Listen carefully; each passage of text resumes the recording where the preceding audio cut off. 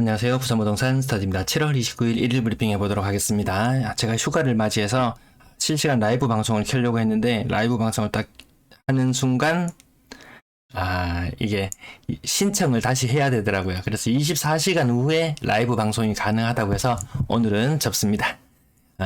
녹화 방송으로 진행할게요. 부산 하락폭이 커지네요. 그래도 대국항은 다르다 아이가? 라고 이야기하시는 분들 계십니다. 무주택자 가스라이팅 방송 이런 분들 계세요. 킹봉님, 박진우 싫어 이해합니다. 떨어지는 거 받아들이기 싫은 거 이해합니다. 대구가 무슨 부산의 선도 지역인가? 대구가 먼저 선행해서 나갔습니다. 네, 그 현상 부인할 수 없습니다. 그 다르다고 자꾸 이야기하시는데 좀 다르게 생각해 볼 필요는 있는 것 같아요. 그래서 제가 이렇게 역정낸다고 생각하지 마시고 다른 의견들 이런 의견도 있구나. 충분히 이런 공격 많이 받았어요. 엄청나게 많이 받았어요. 근데 근래 들어서 잠잠해졌어요. 왜? 제가 이렇게 계속 공개를 하고 박제를 해두거든요. 박제를 해둡니다. 대구가 도시 규모에 맞지 않게 공급 과다하고 있는 데다. 부산도 만만치 않아요. 제가 이거 다 조사하고 하는 거지. 저 그냥 내피셜로 그냥 짓거리는 거 아니에요. 그간 대구 가격 거품이 많이 들었기에 지금 폭락하는 거 아닌가요? 가격 거품에 대해서 요것도 조사를 다 해놨어요. 오늘 라이브를 하려고 요거 영상을 아주 프레젠테이션 자료를 아주 길게 만들어 놨는데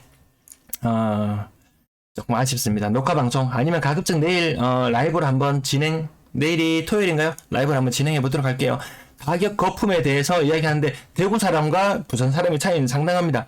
부산은 거품 장난 아니라고 대구 사람들은 생각하거든요. 근데 사실 아주 고가의 물건이 거래되고 있다는 그런 현상들 때문에 약간 착시 현상이 있을 뿐이지 크게 다르지 않다. 대구와 부산 시장 크게 다르지 않습니다.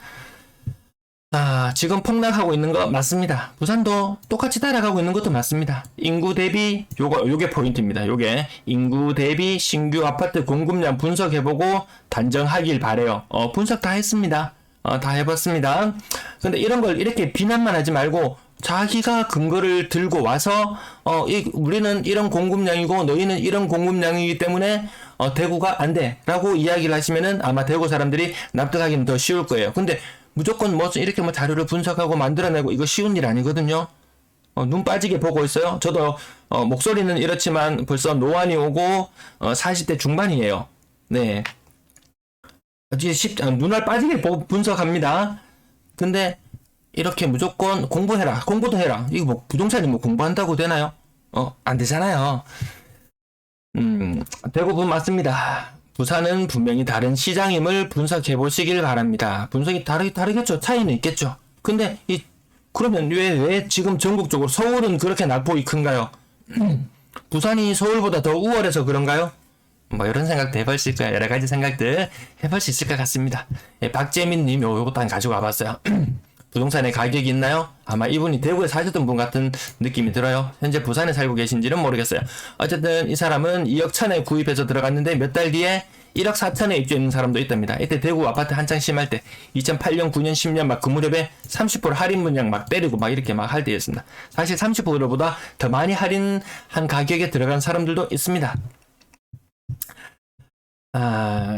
이런 이야기들, 이런 정보를 알려주시고, 그 다음 집 살 때는 나이가 좀 있고 부동산 경기 경험해본 사람과 상의를 해봐야 된다. 작년같이 사는 사람들 경험 부족 때문에 지금 연끌들 힘들어하는 사람들도 있잖아요. 강남거지라는 말도 있었고, 뭐 부동산 불패라는 말도 있고, 이 역사라는 것은 항상 승자의 기록이에요. 부동산으로 돈을 번 사람들이 항상 이야기를 만들어내고 그것이 다시 회사되고 재생산되는 과정을 통해서 승자의 기록만 남아있어요. 돈 잃은 사람들 묵묵부답이에요. 자, 요런 정보를 남겨주시면 제가 댓글을 요런 거는 고정을 시켜가지고요. 여러 사람이 볼 수 있도록 하고요. 요런 댓글은 딱히 고정을 하지 않겠습니다.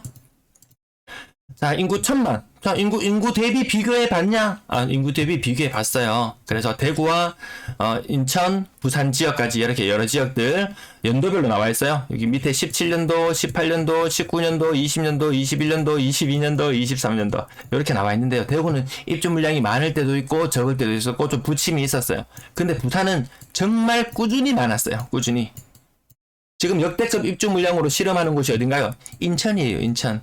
사실 인천이 지금 여기 2022년과 2023년에 공급량이 굉장해요. 그래서 제가 인천이 아주 위험할 것이다. 아주 위험할 것이다. 라고 계속 먼저 경고를 해왔고요. 그 다음 부산 넣어도 만만치 않다. 라는 이야기를 줄곧 해온 이유가 이 공급량이 결코 부산이 적지 않았어요. 이렇게 비교해서 나타내 보시면 인구 1000만으로 놓고 비교해 봤을 때 연평균 공급량이에요. 대구는 뭐 인구 한 240만으로 잡고요. 부산은 한 330만으로 잡고 이거 1000만으로 가정했을 때 공급량이 요 수치예요. 따지고 보면 연평균 공급량 큰 차이가 없더라는 거예요. 대구랑 부산이랑. 많이 다르다? 많이 다르지 않아요. 부산 공급량 충분히 많아요. 다만 대구는 근래 2022년과 2023년 여기서 좀 많이 쏠렸다. 2022년 요 뭐 높이 비교해 보면은 사실 부산과 대구 큰 차이 없어요. 다만 2023년에 이 엄청난 공급량 때문에 일시적으로 좀 문제가 커 보이는 것이지 크게 다르지 않다. 이 부분 말씀드립니다. 제가 휴가를 맞이해서 레미제라블 책을 보고 있는데요.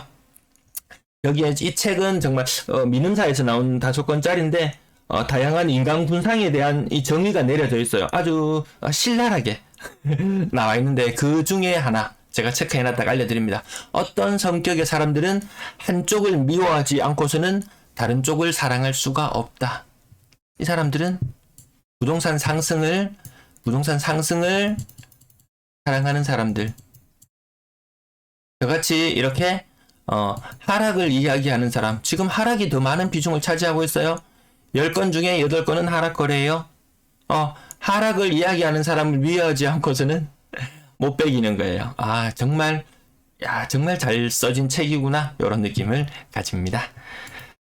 자, 부산 실거래 지수, 주간 실거래 지수 지난주 마이너스 0.03에서 마이너스 0.04로 아주 스무스하게 미끄러지듯이 이렇게 내려가고 있어요. 대구도 이랬어요. 근데 그러다가 어느 순간 갑자기 이렇게 큰 계단이 생기면서 이런 현상이 나타나더라는 거죠. 그래서 아직까지 충격은 요런 충격 아직 오지 않았다. 이렇게 보시면 될 것 같고요. 부산 전세 시장 마찬가지로 약세 모습 보이고 있습니다. 그나마 그러면 부산이 서울보다 나은 게 뭔데? 서울은 주간 실거래 지수상으로 봤을 때 마이너스 0.07% 하락인데 부산이 뭐가 더 나은데? 대구와 다르다? 그렇습니다. 네, 대구와 다르다고 하겠습니다. 그럼 부산 서울보다 나은 건 뭔데? 라고 이렇게 이야기도 해볼 수 있습니다. 뭐든지 다양하게 생각해 볼 필요는 있습니다. 매도 물량, 임대 물량 보시겠습니다. 자, 오늘 금요일 매물 소폭 증가하는 날. 매물은 증가세가 많이 둔화되었어요. 근데 지금 이렇게 쌓여있는 매물 이거 다 어떡할 겁니까? 이거 감당하기 힘듭니다. 앞으로 입주는 창창히 남아 있습니다. 대구와 부산 다른 점. 부산은 뭐 이렇게 아파트 통계에 제가 집어넣지는 않지만 뭐 생활형 숙박시설이라든지 다양한 거주 형태, 다양하게 아주 많이 지어진 오피스텔이라든지 이런 부분들까지 같이 또 넣고 고려해보면 만만치 않아요. 전세 물량 빠르게 증가하고 있고요. 월세 물량도 빠르게 증가하면서 전체 임대 물량이 연초 대비 6,000건 정도, 5,000건 정도 늘어났네요. 거의 뭐 한 50% 정도. 이때까지만 해도 부산은 대구하고 다르다 해가 라고 이야기할 수 있었지만 지금은 대구가 다릅니다. 대구보다 더 많은 임대 물량 증가율을 기록하고 있습니다. 근래 들어서 거래량 거래대금 보시겠습니다. 거래량 68건 신고. 제법 그래도 양호한 거래량 흐름 보여줬고요. 신고가 비율 제법 높아요. 한 20%. 대구는 신고가 비율 10% 아래에요. 인정할 건 다 인정하고 넘어갑니다. 하지만 6월에 거래량 꺾였죠. 거의 내일 하루 신고 일수가 남아있는데요. 거래량 이렇게 되었잖아요. 2월과 3월에 거래량 사이. 4월이 거래량 최고점. 전년동월과 비교해봐도 거래량 현저히 적습니다. 전년동월의 반토막밖에 안 되는 수준. 7월의 거래량 지금 조금 많아 보이지만 이 또한 전년동월의 반토막밖에 안 되는 수준을 유지해 나갈 것이다. 여기 가격 제가 말씀드릴 때 이 사이트는 제 영상 하단 부분에 설명 눌러보시면 나와요. 그 부분 참고해 주시면 되고요. 가장 윗부분이 실거래 가격, 그 아래의 변동 부분, 그 다음 가장 세 번째 줄이 2년간 최고가, 그 다음 전세 최근가, 전세 최고가 순서로 이렇게 나와 있습니다. 신고가 나옵니다. 대형평형, 신고가, 대형평형 IG 신고가 나오고 있습니다. 왜? 거래 공백이 많이 있었기 때문에.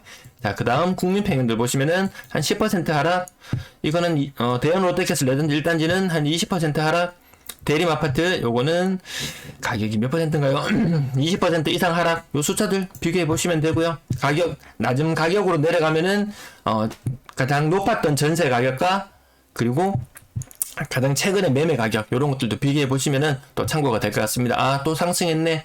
대형 평형 이렇게 이해하시면 됩니다. 관심 있으시면 상승에 관심 있으신 분들은 요 아파트 요 사이트에 들어가셔서 바로 클릭하시면은 요 부분 클릭하시면 가격 이력들 다 볼 수 있습니다. 일광 자이 프루지오 2단지 고점 대비 한 20% 정도 하락, 더샵파크시티 20% 정도 하락, 10% 대형 파크 프루지오 한 25% 정도 하락. 이 숫자를 보시면은 하락이 많잖아요. 그럼 하락을 논해야 되는 게 당연합니다.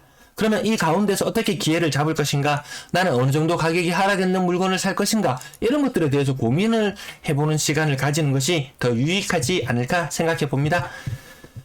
자, 그리고 한 10% 정도씩 하락하는 아파트들 보이고, 센텀 피올의 1차 고점 대비 한 20% 이상. 어떤 분이 여기 숫자 10은 10억인가요? 라고 말씀하시는 분이 계시는데, 제가 하락률, 최고점 대비 하락률을 말씀드려요. 네, 그 부분 참고해 주시면 되겠고요. 명지 1차 금강 펜테리움 센트럴 파크 20% 정도 하락, 명지 더 웨스턴 20% 정도 하락. 생각보다 20%씩 하락하는 모습들 많이 보이죠? 자, 그 가운데 여러분들이 또 확인해 보셔야 되는 것은 가장 최근의 매매 가격과 가장 높았던 전세 가격. 아마 가장 높았던 전세 가격은 최근 2년 내에 나타났을 확률이 높아요. 그 최근의 매매 전세 가격은 명지동 명지 더 웨스턴 보시면은 최근 전세 가격이 2억 9천이에요. 이 두 개의 갭 차이가 1.6억이에요. 임대인이 만약에 갭으로 이 물건을 투자를 했거나 했다면 굉장히 많은 돈을 돌려줘야 될 수도 있다는 거죠. 매매 가격도 많이 떨어졌죠. 전세 가격도 떨어졌죠. 이중구를 고치고 있습니다. 겪고 있는 것이 분명할 것으로 보여집니다. 그 향후에 좀 부각될 거예요. 뒤늦게 부각돼요. 아마 제 방송 시청하시고 저런 문제들이 미리 나타날 수 있겠구나라는 것들 저는 작년 겨울부터 계속 말씀을 드리고 있거든요. 왜 금리가 올라가면서 자연스럽게 전세 가격은 조정을 받을 것이고 그에 따라서 매매 가격도 덩달아서 같이 조정을 받을 수 있다. 이런 부분 말씀드리면서 그 이야기를 듣고 미리 대비를 하시는 분도 계실 것이고, 아이고 저 하락론자 맨날 하락만 이야기하느라고 저를 비난만 하고 있을 수도 있습니다. 비난만 하고 있으면 대비책을 세울 시간이 부족할 수가 있습니다. 그 부분 염두해 주시고 준비해 주시면 좋겠습니다. 고점 대비 올라가는 거 좀 오르는 것도 있어요. 일동 대형, 요 1984, 요 재건축이나 뭐 그런 것들, 아니면 혹시 가로주택이나 뭐 이런 걸 해가지고 뭐 완공 단계에 접어드는 것일 수도 있고, 저는 세부적인 내용 알지 못해요. 전반적인 흐름은 같이 가더라고요. 보니까. 네, 아니었으면 저도 굳이 안 해도 되거든요. 부산 방송 안 해도. 같은 흐름으로 가기 때문에 참고하실 분들은 참고해 주세요. 네, 늘 감사하다고 댓글 남겨주시는 분들 늘 마음속에 고맙게 생각하고 있습니다. 자, 그 다음 오늘 또 신고가 많았어요. 신고가 비율이 오늘 거의 20% 가까이 된 날이었잖아요. 그러면서 가격 얼마나 상승했나 보니까 그렇게 두드러지는 상승은 보이지 않는다. 뭐 이 정도 계속 똑같은 흐름이 계속 반복이에요. 건당 거래 대금 떨어지고 있고요. 아마 나중에 지역이 해제되면은 뭐 취득세나 이런 부분들 때문에 그동안 좀 숨죽이고 있던 사람들이 한 3억에서 5억짜리 물건들을 더 구매하는 현상이 나타나면서 건당 거래 대금이 일정 부분 올라갈 수는 있어요. 근데 아직까지는 그렇게 반등할 만한 힘은 보이지 않습니다. 거래량, 6월의 거래량 거의 역대로 적은 거래량에 거의 맞먹는 정도 수준, 거래량 흐름도 제가 영상을 만들어놨는데 다음에 한번 짚어드릴게요. 3억 미만 거래 비중은 조금 더 올라갈 거예요. 어느 거래대가 가격대가 많이 대구에서는 이루어지고 있냐 하면은 3억에서 5억대. 부산은 지금 3억에서 5억대. 요선에 지금 별로 힘을 못 쓰잖아요. 취득세도 뭐 다주택자가 한 개 더 구매하려니까 취득세도 신경 쓰이고, 그 한 개 사갖고 뭐 전세 매매 갭 차이도 커가지고 뭐 실익도 별로 없는 것 같고 그냥 투자를 망설이다가 나더란 거죠. 그나마 지금 거래가 되는 것은 여기 1억에서 2억짜리 아직도 이 흐름 있잖아요. 뭐 종부세나 이런 것들하고 조금 멀어지는 그런 관계들과 해서 아직도 이러고 있는데 좀 이건 유행을 지난 투자다. 이거 이미 한 사람들 치고 빠졌다. 지금 자산이 넉넉하지 않아서 꼭 사야 되는 사람, 그나마 살려면 어떤 가격? 신고가 대비, 그나마 최근에 일어났던 신고가 대비 한 30% 정도 떨어진 가격에 사면 그나마 지금 시점에 가격이 하락하더라도 심리적으로 어느 정도 안정은 좀 들 수 있다. 6억 이상 거래 아무도 안 사요. 돈 있는 사람들도 안 사는데 없는 사람한테 왜 자꾸 사라 그럽니까? 싸게라도 팔든지 뭐 이런 생각이에요. 6억 이상 거래량 비율 10% 아래로 내려왔고요. 분양권 4건 중에 한 건의 신고가. 규제지역 해제되면 분양권 거래 늘어날 거예요. 자, 신고가도 한 건 있었습니다. 한 6천만 원 정도. 고점 대비 같은 16층인데 한 6천만 원 정도 더 비싼 거. 근데 최근에 분위기는 가격이 좀 떨어지고 있다. 3층도 이 편한 세상 서면더 센터를 보시면 3층도 6억 천이었거든요. 근데 8층이 5억 천이에요. 1억이나 싸게 사요. 누군가는 더 싸게 사고 꼭 필요하다면 더 웃돈을 주고 사기도 하잖아요. 네. 다른 것들은 뭐 있었고요. 신고가 비율 10% 정도. 근래 들어서 전세 거래량이 부쩍 많아 보이는데 6월에 거래 마무리 되어 가거든요. 아주 적은 거래량이에요. 전년 동월과 비교해 봤을 때 아주 적은 거래량이에요. 2년마다 옮겨 다닌다고 가정을 하더라도 2년 전과 거의 비슷한 거래량 정도 수준은 나와줘야지 되는데 아니라는 거죠. 그럼 전세 근래 왜 이렇게 신고량이 많이 늘어났냐? 이게 4월달, 5월달까 막 다 신고되고 있어가지고 좀 신고가 애매합니다. 이 3월달에 거래되고 이런 것들 있잖아요. 요런 것들이 섞여 있어가지고 제가 근래 오른쪽 동그라미는 잘 치고 있지 않아요. 그리고 요거 표를 참고하실 때는 가장 윗부분이 지금 이루어졌던 실거래, 그 다음 그 아랫부분이 최근 2년간의 최고가, 이 두 가지만 비교해 보시면, 예를 들어서 우동의 대우 트럼프 월드 센텀, 요거 23층 8억의 전세가 거래되었어요. 근데 최근에 거래된 것은 6억이에요. 요거 2억 차이 나잖아요. 그러면은 누군가는 8억의 전세를 냈던 사람, 다시 2년이라는 기간이 도래하고 새롭게 세입자를 받아야 될 때쯤 되면은 내 손에 2억은 쥐고 있어야지 전세를 받는다. 아이 더럽다, 안 되겠다. 차라리 월세 주고 말아야지. 그러면 보증금은 어떻게 돌려주나요? 그 부분하고 봉착하게 되더라는 거죠. 그래서 전세가 소멸한다? 이것은 사실 쉽지 않다고 말씀드려요. 자, 이렇게 과거에 신고 안 되어도 되는 기간들의 거래가 좀 섞여 들어가 있어서, 여기 보시면 여기 동그라미 한번 쳐볼게요. 억 단위로 하락했는 것들 동그라미 쳐보면 이렇게 보증금을 많이 돌려줘야 되는 상황과 마주하게 될 것이다. 돈을 준비해 놓으셔야 됩니다. 그래서 막 분쟁이 계속 생겨요. 특히 전세입자 나간다 그러는데 전세금 못 돌려주는 상황이면은 저 같은 사람한테 와서 분풀이 합니다. 아니, 분풀이 하고 가세요. 네. 요렇게 계속해서 억 단위로 크게 떨어지는 것들, 그 근래에 계속 일어난다는 거죠. 이 금리 상승 부분이 0.25% 요 베이비 스텝으로 상승했을 때는 2개월 후면은 전세가나 금리에 영향을 미치기 때문에 그때부터 전세가도 영향을 받아요. 근데 이번에 0.5% 인상했잖아요. 정확하진 않지만 그냥 제 내피셜이에요. 요거는 한 1개월 정도 후부터 다음 달 되면 당장 전세 계약하거나 할 때 이 사람들 누군가 대출을 받아서 전세금을 이렇게 낼 거 아니에요. 전세 보증금을. 그렇게 되면은 더 많은 대출을 받으려고 해도 금리가 너무 높아가지고, 금리 거의 전세자금 대출도 4% 중반 가까이 되지 싶어요. 아마 지금 4%대 그나마 전세금리가 전세 대출 금리가 주담대 금리보다는 조금 더 저렴한 것 같았어요. 그래도 만만치 않아요.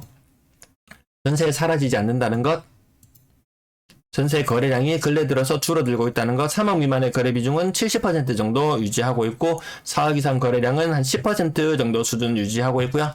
평균 전세 가격은 떨어지는 추세. 조만간에 만난다. 조만간에 가을이 되면 전세 거래가 좀 이뤄질 때쯤 되면은 생각보다 시장에 전세 매물이 많네. 그러면 또 사람들이 고르게 될 거예요. 조금 더 싼 곳을 고르고 가다 보면은 비싸게 내놓았는데 물건이 빨리 안 빠지네. 그러면 어쩔 수 없이 가격을 조정할 수밖에 없는 거죠. 수요와 공급이 바로 그런 것 아니겠습니까? 월세 거래량 6월에 많지 않습니다. 평균 월세 가격 좀 올라간 것처럼 보이지만 이게 사실 그렇게 많이 올라간 건 아니다. 이걸 이걸 빌미로 또 새로운 또 정부에서 아파트를 매입한다든지 이런 여러 가지 정책을 내놓지만, 이 하락기에 내놓는 어떤 정책도 약발이 먹히지 않는다. 그럼 나중에 다시 상승기로 이 분위기를 턴시켜야 되는데 뭘로 턴시킬래? 뭘로? 지금 규제 해제 생각보다 엄청나게 많이 하고 있어요. 나중에 상승할 때 힘을 받지 못할 것 같습니다. 오히려 그게 더 우려스럽게 보입니다. 임대거래량 6월 마무리 다 되어 가는데요. 임대거래량도 많지가 않아요. 시청 감사합니다.